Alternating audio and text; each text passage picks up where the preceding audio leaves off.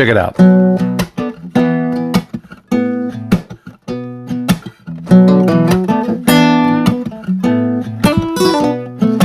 If you've got a looper pedal and it's collecting dust, this is your sign to dust it off, baby. The community favorite video you're about to watch, it's a greatest hit from my archives, but it's got gold in it.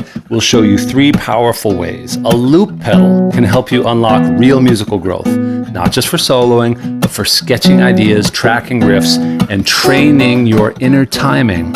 So stick around. If you want structure like this and coaching from a guy like me, most nights of the week, we go live in my community, guitarworkoutoftheday.com. Get everything for 2 weeks, free, no risk, all reward, sweat on the frets, you won't regrets. Details below. Anyway, let's get going on this lesson.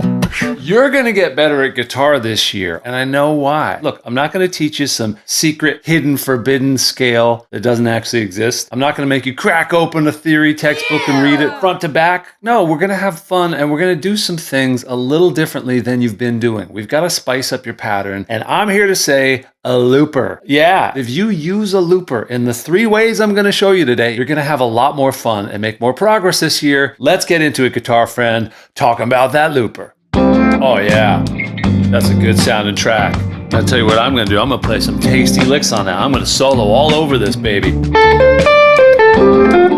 D minor? Yeah, yes please. Oh no, I hit the stop button. What happened? Where's all the vibe? You know why? It's because that track was doing all the work. You were just suffering from a very common thing called jam track-itis. I just made it up, but you know the feeling, right? It's when the track sounds so good, just about anything you could put on top sounds pretty good too. But if you were to actually kind of face the truth of turning your guitar on, you might find that it's a little bit less glamorous. Maybe we could be the rhythm section. Yeah, maybe we could work on our chords and our triads and put them into a rhythm part and then play some lead. You know how sometimes it tastes better to make a sandwich yourself? Let's use some home-cooked ingredients. Check it out. Imagine, if you will, I'm just sort of getting going with my guitar practice for the day. I'm playing a G chord. I'm just kind of vibing it out, just kind of vamping on a G chord. Maybe I'm practicing my triads a bit, like working through these shapes. But I got sort of a groove going. Now I think I can maybe hear some soloing ideas on top of it, but I gotta lay down this groove. Check it out. So I'm like, okay, I kind of like that. Now I gotta loop it. Oh shoot. Oh shoot. Have you ever done that before? It sounds a little off, right? You created a loop that sort of doesn't sound even and it bums you out. And maybe that's what scared you off of using that looper that I'm pretty sure you have on your pedal board. It's like you might have done it once or twice and said, oh, I'm no good at this. I can't make it match up. You just got to practice it. Because if you have that instant feedback that the loop isn't quite right, it just means you got to work on that transition point where you're playing the next downbeat. So let's try it again. We'll clear that out and just try to take your time and treat this as like level 1. If you can get past level 1 in building this loop, then you get to play some solo and some shredding licks on top. So let's try that again and just focus a little bit more. As you may have heard, it's a good idea to start playing your riff before you go to press record. So you feel your internal time. That's what we're talking about right now. And really settle in, then go for it. Okay, another trick you're gonna wanna try to remember is to play through the switch. So I played through that last chord and it made it feel more like it was natural. Pretty good. And it doesn't have to be exact, it just has to feel and sound like the way you play rhythm. Now I've got my band, I've got a rhythm section. Now when I go to play some of my tasty licks that are in G major pentatonic in this case, not only does it sound a little more natural, a little more human, it sounds like something I made up. You're gonna feel more of a burst of real dopamine, not the scrollosis kind, because you made up a thing.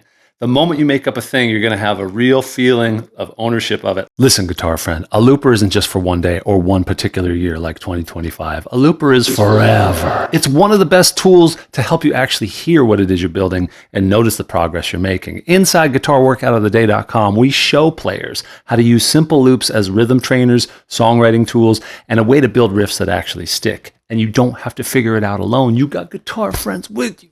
Come try the full experience, the workouts, the courses, the jam sessions, all free, 14 days. Link is in the doobie-doobie-doobie-doo.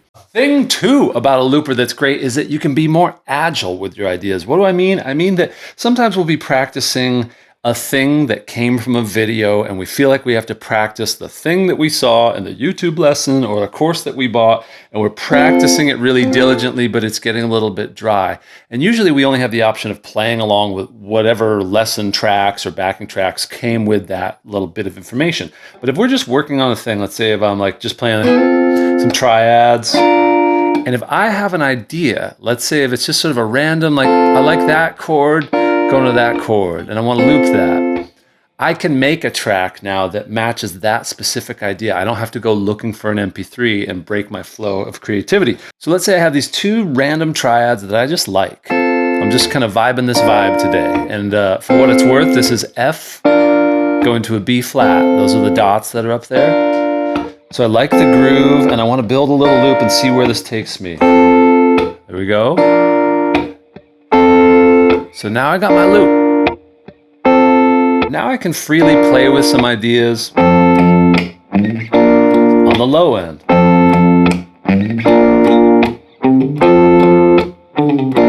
Or wherever else.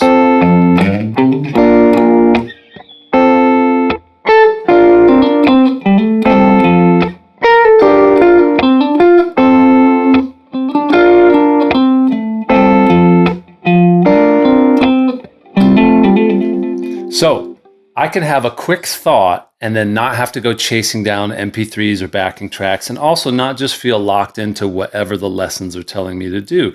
You can follow an idea, express it, and suddenly create this thing that may be even more interesting than the lesson that you were just watching. You might fall your way into writing a song. That's pretty cool. 2025, that's you. That's all. I'm getting more stuff. Whoa, now I'm coming from in here. Oh, by the way, this is the kind of stuff I do with my members. Every week we do fresh workouts together. Live, come join us. My members are playing more guitar than they ever have before. I dare them every month to share some of their videos of what they're playing. They get creative, they get expressive. Some of them are making music that they're releasing out into the wild world of the digital landscape. Enjoy it. Have fun this year on guitar. Come join us. You get 2 weeks free. Try everything. See if it's right for you. We'll see you inside. So I hope you're getting the idea that with a looper, it's not so much about the gear and the features. It's the idea that it's a sketchpad for your creative impulses. And before you know it, you'll be making something that is real. You'll be writing a rhythm guitar part without feeling like you're writing a song. And because you have to lay down that foundation first, then when you play a lead idea, you will already know more about what's going on in the song that you're writing. And yet again, you might come up with something. We got an itchy dog syndrome back there. Lolly. We're trying to make some magic up here. Hello. Yeah. She's okay. So what she's itching to tell you is that you got to get a looper. And I have no affiliation whatsoever. Maybe I should, but grab one, make that like the thing that you use this year to just jump into inspiration mode instead of always taking on information. Think about that. Oh, I got one more amazing idea for you how to use a looper. You're going to love it. I just got to go downstairs. Whoop. Whoa. So as I was saying, so you see, kids, another awesome way loopers can help you get better without you realizing it is that they become a sketchpad and a journal for your riffs and ideas. So let's say there's one wistful morning I'm playing a little A major vamp, like, and I like it, so I record it.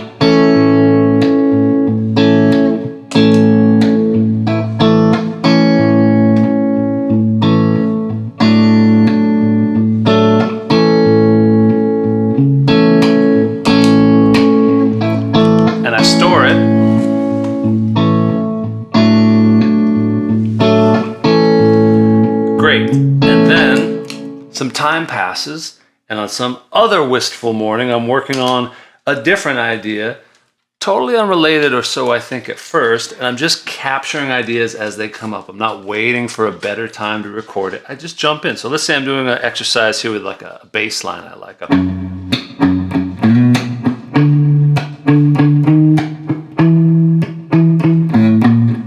And I record that.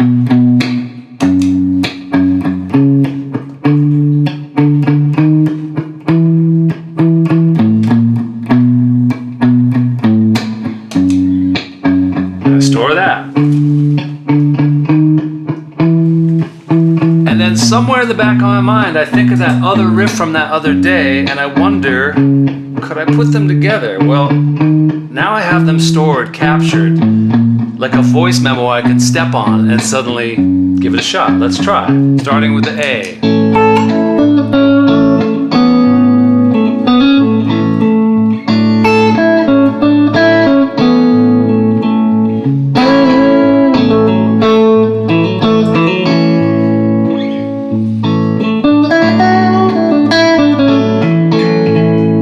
Switching.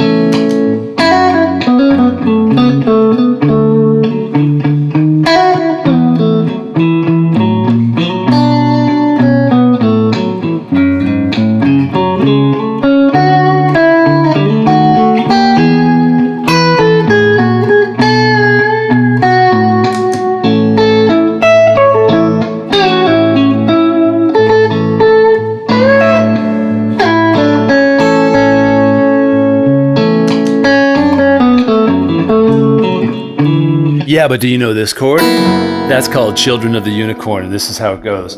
Children of the Unicorn. It was big in the 90s. Anyway, thanks for watching that video. If you liked it, could you hit like? If you subscribed it, could you subscribe to it? And if you want to see more goodness, go there.